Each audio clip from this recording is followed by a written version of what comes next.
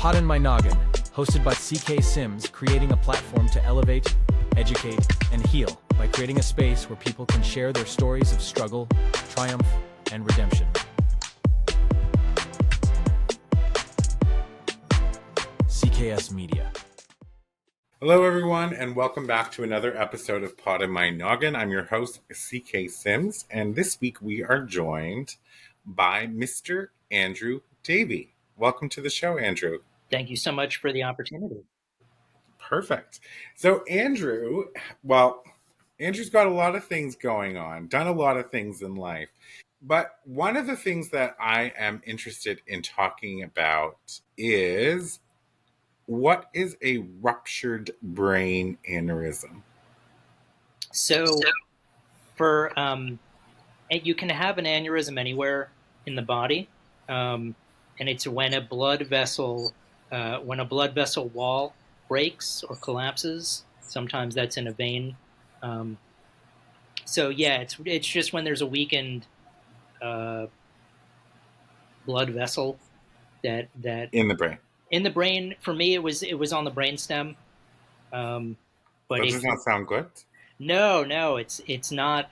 A lot from what I've learned, a lot of people, and this isn't to scare anyone, will have aneurysms that are unruptured. So what I always tell people is, if you have a family history, it's probably worth getting checked. But okay. Most of the time they don't rupture, or they can be taken care of through a procedure that you can have.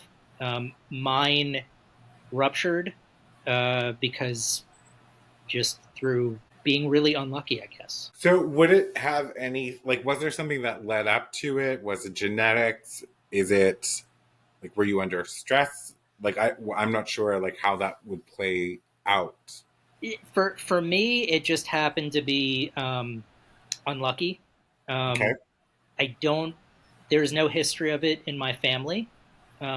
Sometimes it can be exacerbated, like if you have serious cocaine addiction, can sometimes exacerbate it. For me, it just happens to be, it was like getting struck by lightning. The one particular area was just weak enough and it burst. But there wasn't anything, there was no context really that led to that happening. So I'm assuming that ruptured brain is just the blood vessel breaks and the blood comes into the brain itself. Yeah. So what happened with me is I was about to board a plane. I didn't have any symptoms until I got to the airport and I got to my gate, and I just started to sweat uncontrollably, to the point where I should have probably saw it as a major red flag. But this is 2018, so this is before COVID. So I was thinking, okay, I'm getting a cold maybe, or the flu. And then when they called my group to board and I lifted my bag, it felt like there were cinder blocks in there. So those were the only two symptoms. Most people, if they have a ruptured brain aneurysm, they'll get something called a thunderclap headache, which is apparently the worst headache you've ever had. I was really lucky that I didn't have any pain. It was just the sweating, and when I tried to move, the floor began to shift. So I fell, and because I was on the jetway trying to board a plane, first responders could get to me very quickly. So what had happened is a blood vessel on my brainstem had burst, and then you begin bleeding what's known as a subarachnoid hemorrhage. So in between the brain and the skull, you start to accumulate blood, which creates pressure. From what I've learned with just the numbers, most people don't survive. Probably 60 to 75% of people don't survive that, or they die on the way to the hospital. So again, for me, I'm in the 99th percentile in terms of the fact that I survived, and the physical limitations I have are very minimal. So what's recovery of this? So like you're this happens on the jet path. First responders get to you because you fall. Mm-hmm. You remain conscious in this process, I'm assuming. So I was conscious. I fell, and someone said, "Don't move," and I thought, "Okay, I won't move." And then I was dragged onto a crash pad, and someone put a neck brace on, and I said, "I can't miss my flight," because all I could think about was how worried my mother was going to be. Um, Mm. and after that, I passed out. So I don't have any memories of what happened from that point on till the next 3 weeks. Um, so I had surgery. Um, they were able to contact. I was taking the plane to go see my parents. Um, so the while I was in surgery, one of the physician's assistants found my phone and saw a bunch of missed calls. So he called my family and said what had happened. So they made plans to come up to Virginia, where I am. Um, so I was in intensive care for the next 3 weeks because they had to. I still wasn't out of the woods yet. So, and I have no memory of any of that time. But I was up talking to people. I was alert, or not cognizant, but I have seen videos of me having conversations with people that I don't have any memory of. Did they have to release the pressure by doing?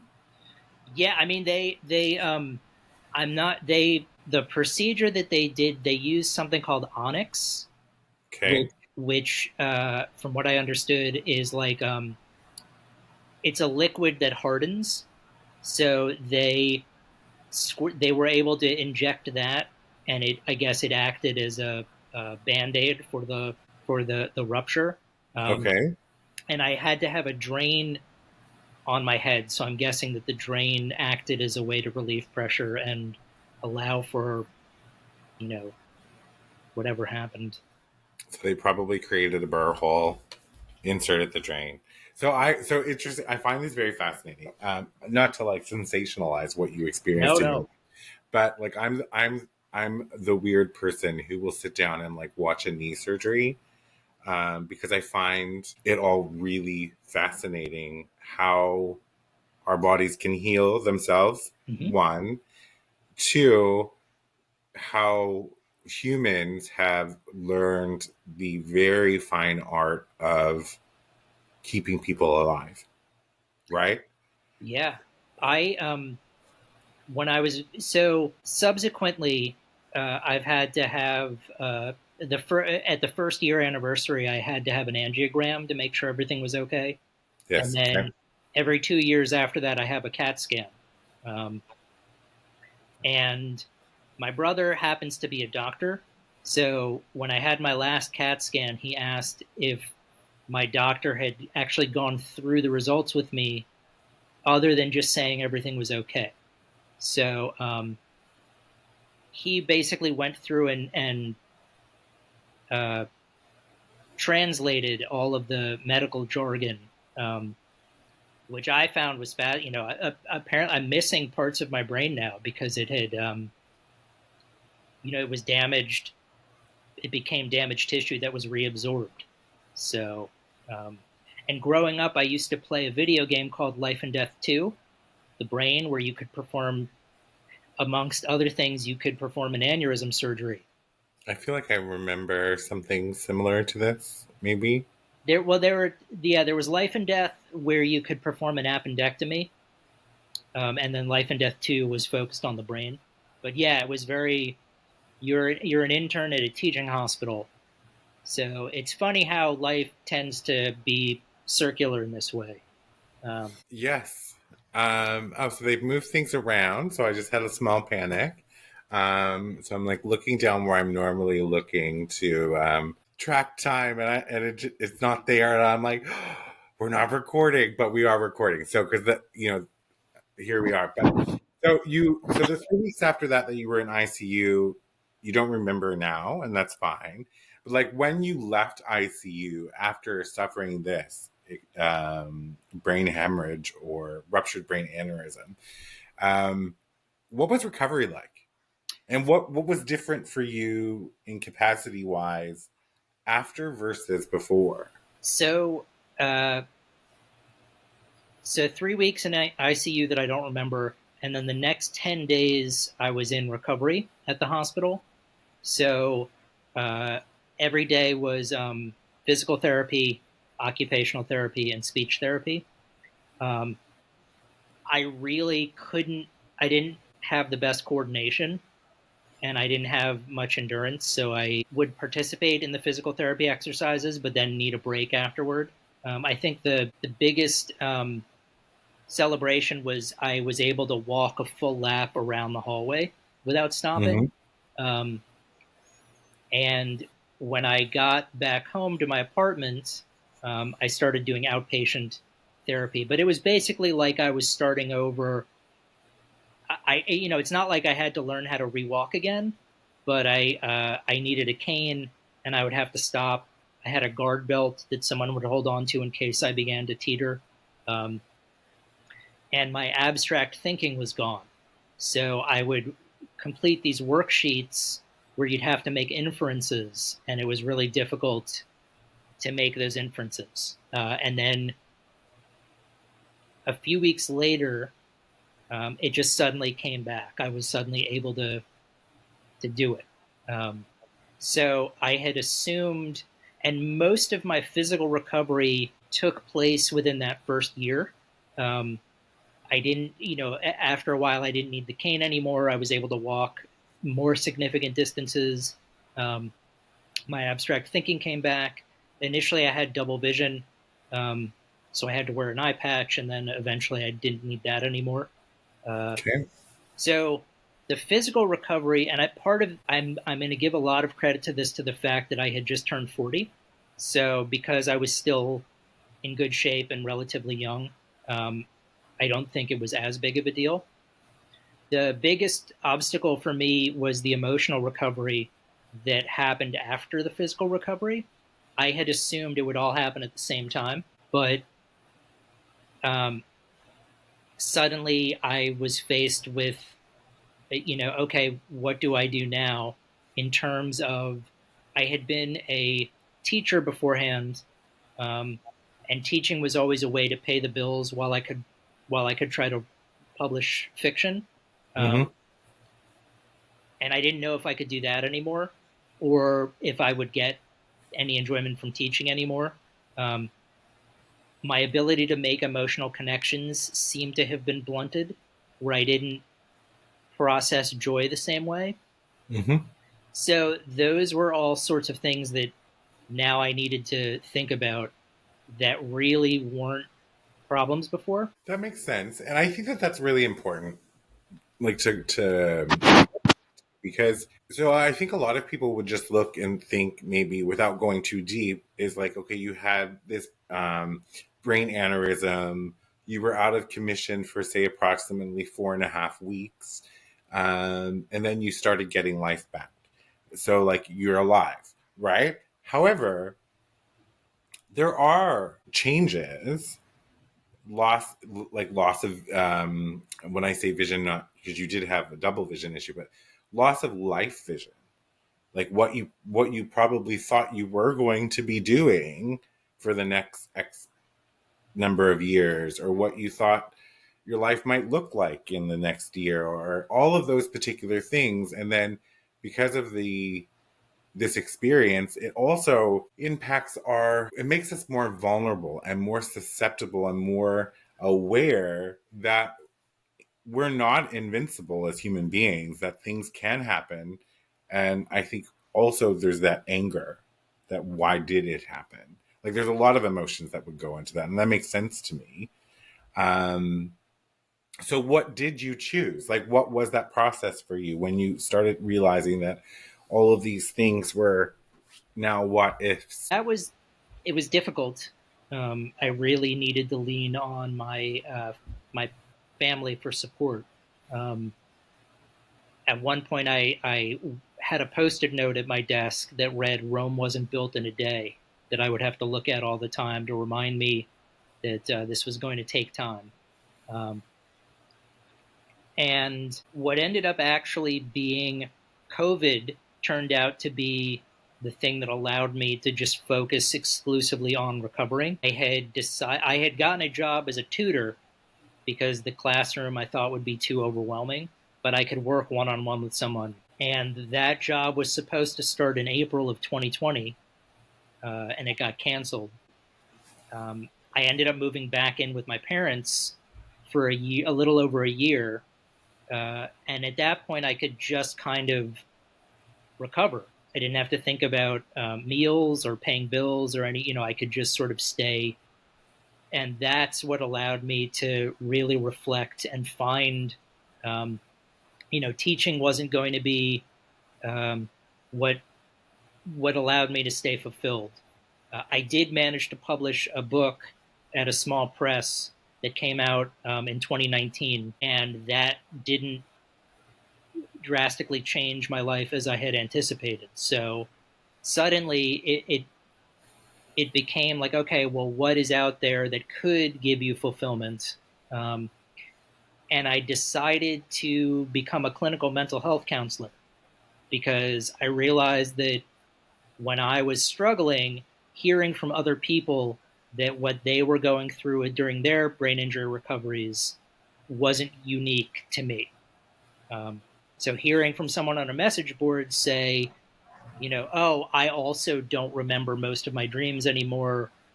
That's a typical response.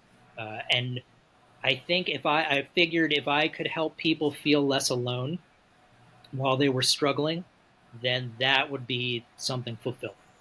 So So you just said something that piqued my. You said lots of really great things, but so you don't. So after this, you don't remember your dreams, or if you dream. I will sometimes remember my dreams, not as much as I used to before. But typically, I used to remember the majority of my dreams when I would wake up the next day, and now I don't. If I remember something, I'm pretty sure that it was important or was on my. It was something that stood out so that I would remember it. I think it just makes me think a little bit about how I'm sure if you asked anybody, um, everyone's trained to protect their heads, right? Like if you're going to fall, if you're in an accident, like that sort of thing. However, I still think that we as humans take for granted how fragile our brains can be, and how something like if we had a blood vessel break on our arm or our leg or something like that, yeah, it's going to be painful and it's going to hurt and whatever is going to happen, but like we'll recover to the extent, but we'll still have our brain will still process the information that we has to process. So it's I think that we take it for granted because it's just there. Yeah, I think it's a helpful reminder. So you said you wanted to become a counselor so that you could help these people not feel alone. Becoming a counselor is not an easy feat, I would imagine. It's not like something you just wake up one morning and be like, I'm going to be a counselor. There's steps to take to get there. My question just before break is, were you scared or nervous about how you would get through that particular program having suffered this ruptured brain aneurysm? Not really. I mean, one of the real, again, and I think about this all the time because I'm friendly with people who are recovering from brain injuries, who have very limited cognitive functioning, Mm. or they can't, they only have a certain amount of time that they can dedicate to something before they need to take a break. Uh, and I don't have any of those problems. So I Okay. wasn't really concerned going back to school. Um, I didn't, going into it, I didn't think I would need any accommodations. I find that I can spend hours upon hours working on something. and I don't need to take a break. So I sort of looked at it like it was an opportunity to finally do something that I thought would provide fulfillment. It would probably be tricky. I would, my guess was I would be on the older side of the students that I would be taking classes with, but I didn't think that would be a problem by any stretch. So for Uh, me, I tended to look at it like, okay, this is the opportunity. This is an opportunity for something great. Absolutely. We're going to take a quick break and we'll be right back. Partner today with CK Sims and Poddin My Noggin to get in front of an audience that cares. You will be supporting mental health stories, tales of resilience, and uplifting content, aligning your brand with bringing goodness, authenticity, and kindness front and center.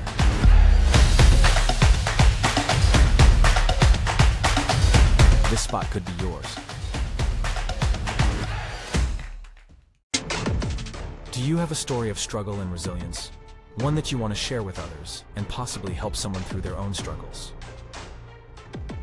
Find the link in the show description and fill out the guest form today.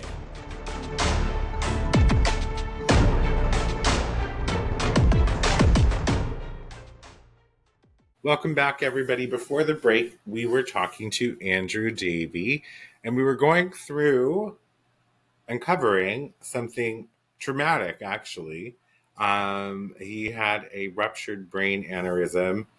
I'm doing some math in my head. I would say approximately 5 years ago. Yeah. Okay, just from Well, like no, some of the seven. 7 years ago. Yeah.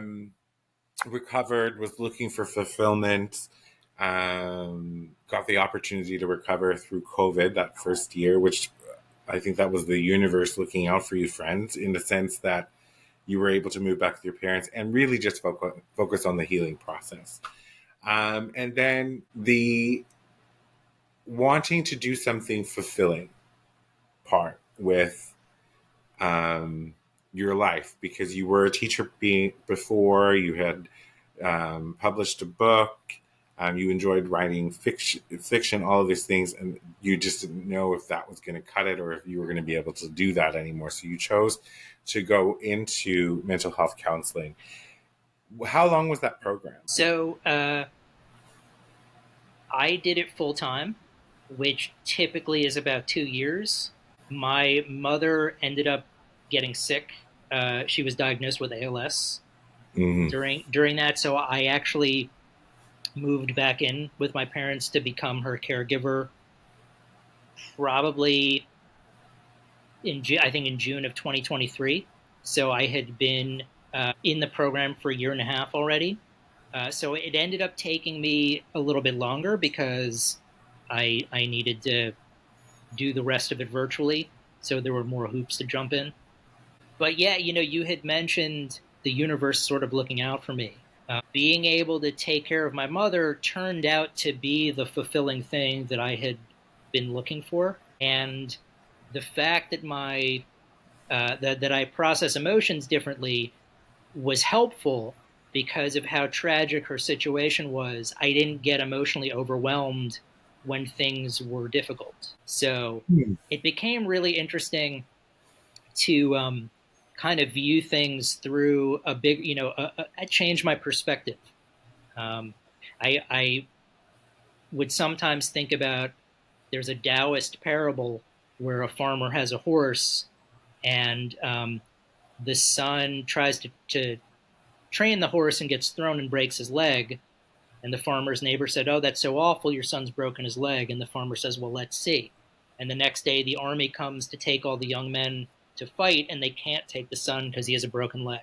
So while I would often lament the fact that my emotional processing was blunted and I was missing out on experiencing joy the same way, when it came time to help my mother live a better quality of life, I could do that without being emotionally overwhelmed. So there were silver linings along the way. Eventually, I did graduate, and now I'm working as a licensed graduate professional counselor, working towards being independently licensed. I'm still trying to kind of figure out now that unfortunately my mother passed in September, so I'm still sort of trying to figure out what's going to be that next Of fulfilling course. thing. But I also know that the universe is probably going to present something that will be it. It probably won't look like what I'm expecting. I've It never is. that's one thing that I've learned about this whole experience that I forget all the time. Just that often you'll be given what you need. It just may not match your expectation of what you think it should be. So I love that. So like, you made a statement about how I love that parable about the training the horse and the son not being picked for the army because his leg was broken. And then, but I loved how you said, you weren't able to process joy the same way as you used to, but this also prevented you from becoming emotionally overwhelmed. So really, it's the opposite. You weren't able to process sadness mhm. the same way as you used to. But I think there's a part of you that probably puts that on just the brain aneurysm, but there's something that's telling me that it's also got to do a lot with your character. It's very difficult for me these days to separate the two. Makes Um, sense. I've gotten so one of the only physical limitations I have right now is that my balance still isn't 100%, and if I move my head laterally, I have to wait for my vision to settle. Um, Okay. Fortunately, I don't get nauseated, so but I've it's been 7 years now, so I've just adjusted to if I spin around 180 degrees, I have to wait a second before I move my foot because I will. Thoughtful. It's like stepping off of a merry-go-round. Mm-hmm. So, um, but yeah, now I don't. I used to try to compare my situation all the time. Like, okay, 5 years ago, what would this experience have been like? How would you have felt this? Euphoric. Would this have been a euphoric feeling? Would this have been? And now I don't really do that so much anymore. So, I think that that's good.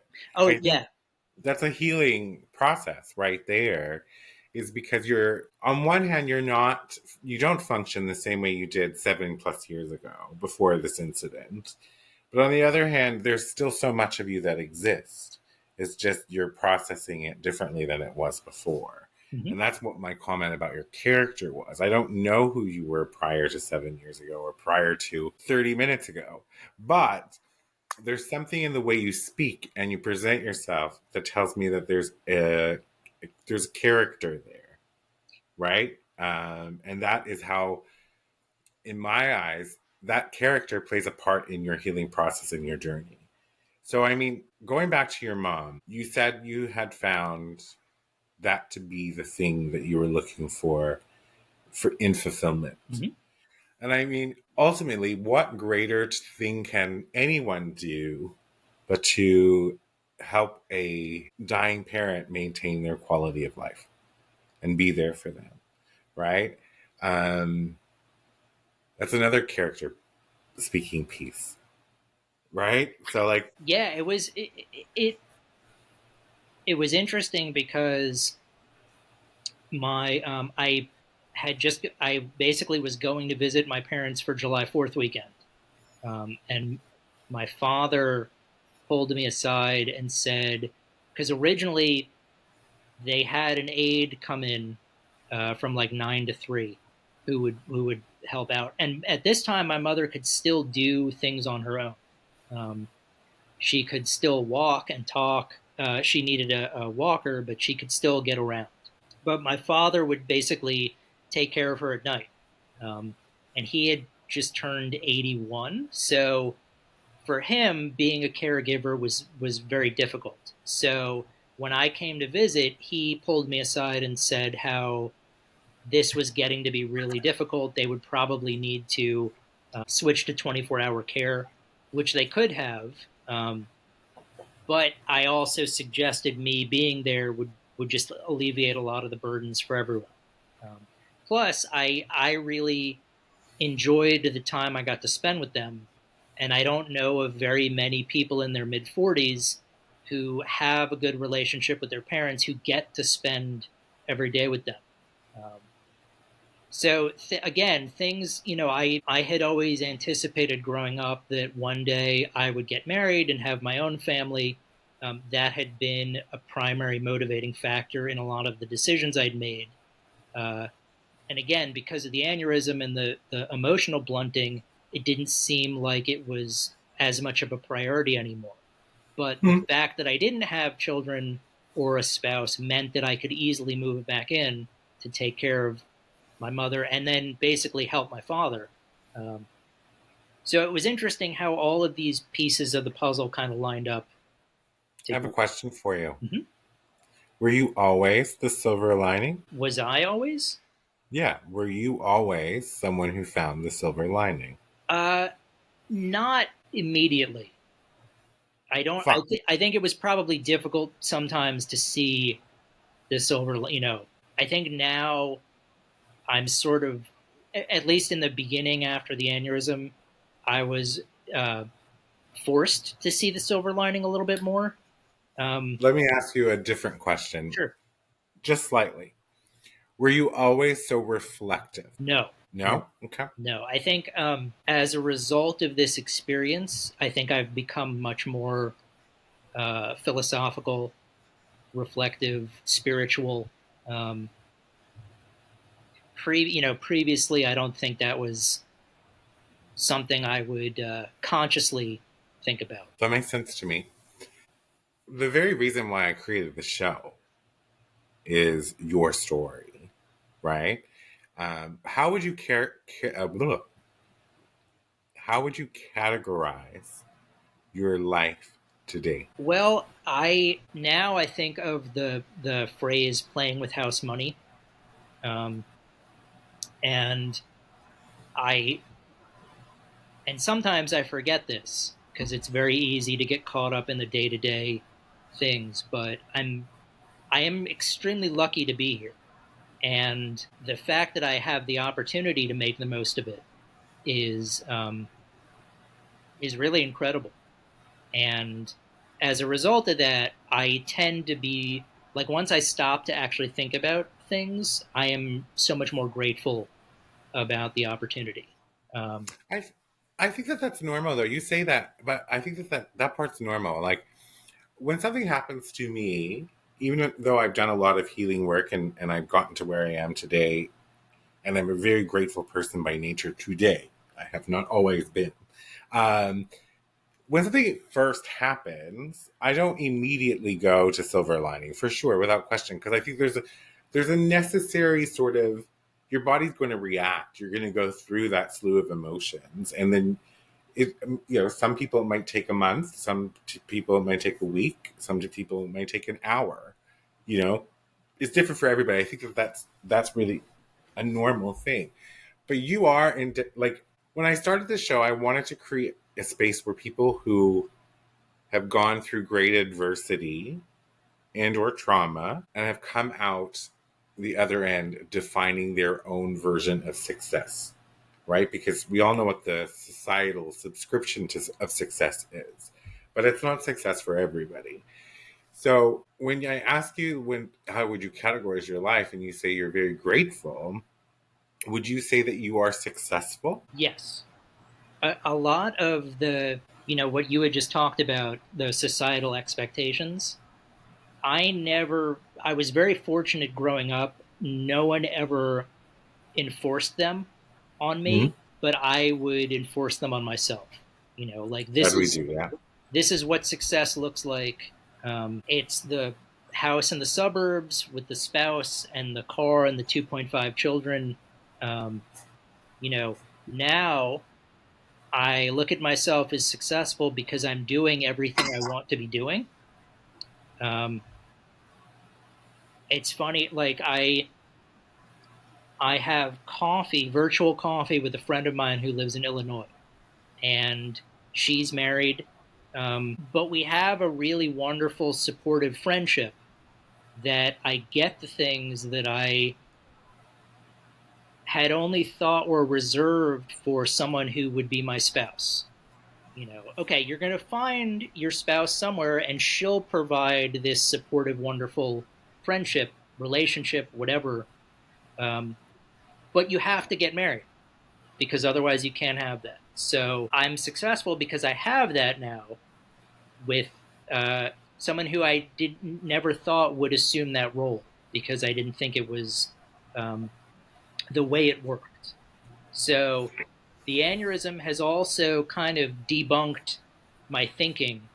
It's undone a lot of the conditioning I had about what success is, um, what fulfillment is, what are the things that are going to provide for that for you. I think too that we operate. It's amazing that you didn't have someone in your life enforcing those subscriptions, but we usually have very narrow definitions for so many different things, not just success, but what love might look like, or what a friendship's supposed to be, or how a career is supposed to go, or whatever the situation may be, or how life is supposed to unfold.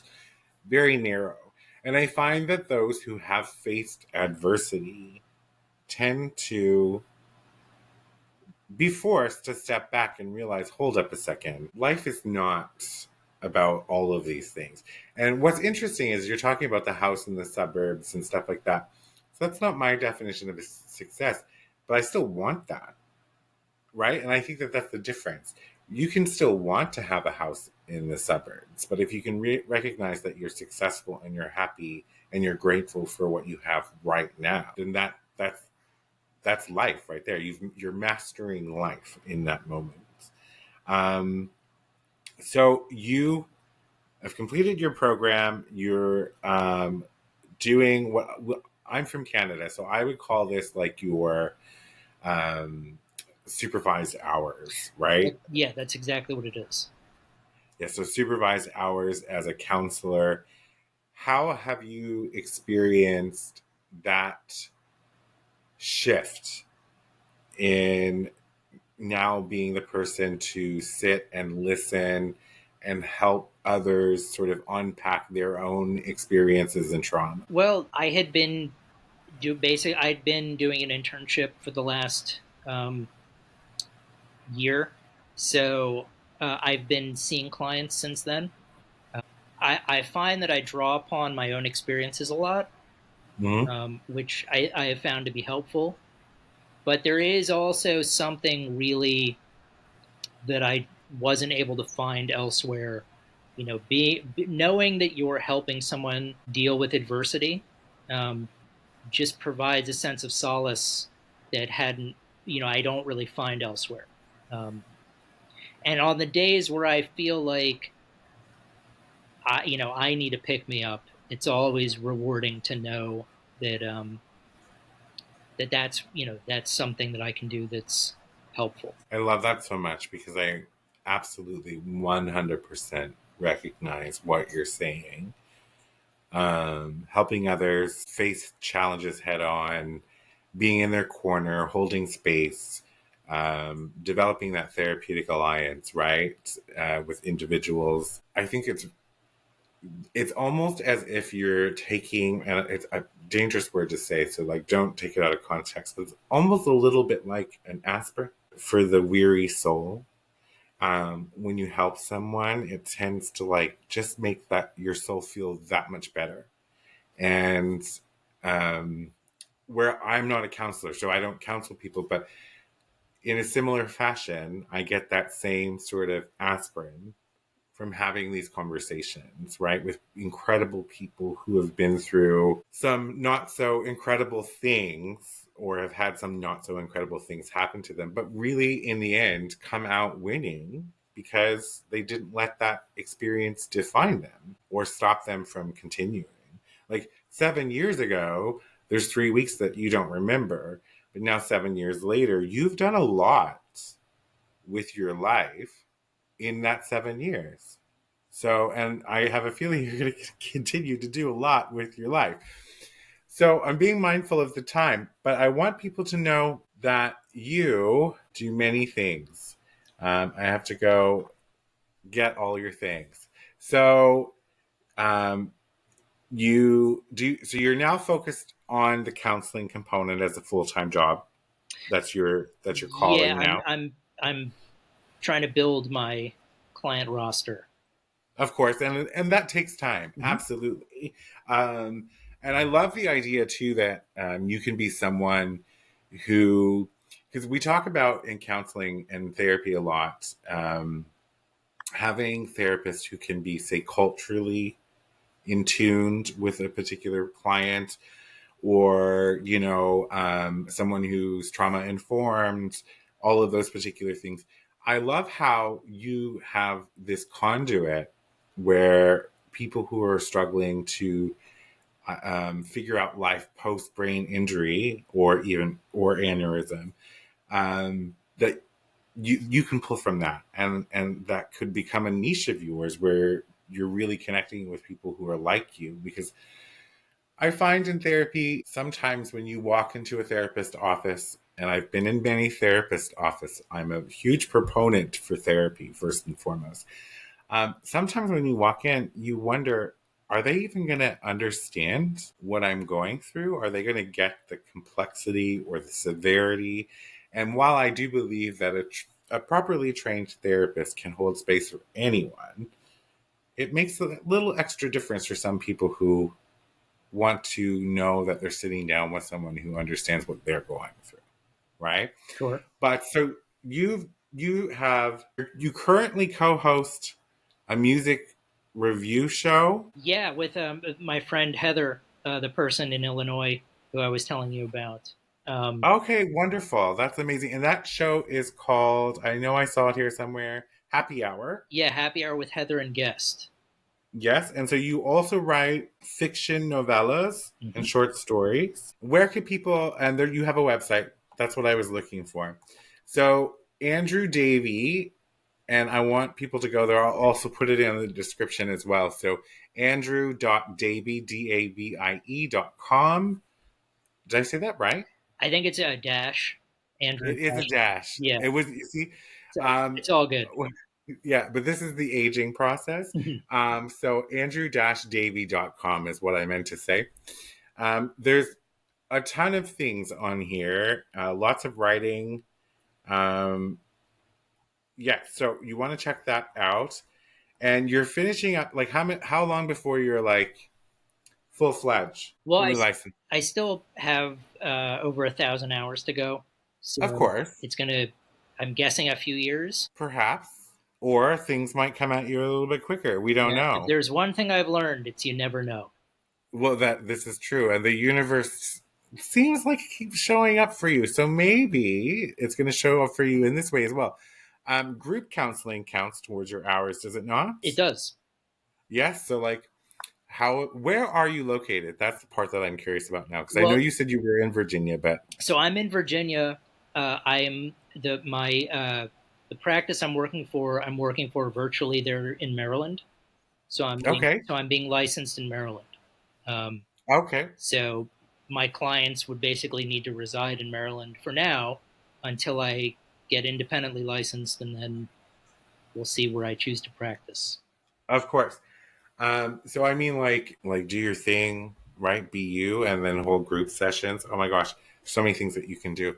Um, But then for people out there who are in the Maryland area, look up Andrew Davie. Go have a session with Andrew Davie, and he'll pull from his experience and his education and be able to help you in life. Therapies, I think every single person in the world should have at least 3 therapy sessions. And my thought process is this: if everybody in the world had at least 3 therapy sessions with a good therapist, right? We wouldn't have half the shit that we're seeing happen in the world that we're seeing today, right? Because healing is messy, but it's wonderful when you start to get on the other side. So you're doing that. You're focusing on your hours. You're writing your stories. You're doing your podcast. What is next? Do you have something? No, that's sort of the next question. I'm. It's been a little bit of an adjustment when I was taking care of my mother. Um, you know, most of my day was dictated for me. And I sort of got used to that. And now I have the luxury of putting my own needs first, but there's a lot of, deciding what to do. So I'm trying to figure out what the next step is. Well, who knows? The universe might send, anybody listening and you're in the Virginia area and potentially the Maryland area. Andrew is an eligible bachelor, right? So, like, who knows, right? We will see. We will see, of course. The world is your oyster. Listen, I am so grateful that you came on the show and shared your story with us. I've really enjoyed this conversation. I do wish you the absolute best in all of your future endeavors. Thank you. And like I said, everybody, if you're in the Maryland area and want to explore therapy, or if you've been in therapy and you just need a tune-up, because I go for those on a regular basis, look up Andrew Davie and see if you can get a session virtually with him. And then go to Andrew-Davie, DAVIE.com. And I have a puppy underneath me Yeah, at this yeah, it's moment. all good. Andrew-Davie.com and check out all of his work and learn more. Thank you again for being here, Andrew. Yeah, I really appreciate it. Have a wonderful day. You too. And for everybody at home, get out there and live your wildest dreams. Until next time. For media and sponsorship inquiries, email info@cksims.com or visit cksims.com and fill out the contact form. Be sure to subscribe so you don't miss an episode. A new episode airs every Saturday. CKS Media.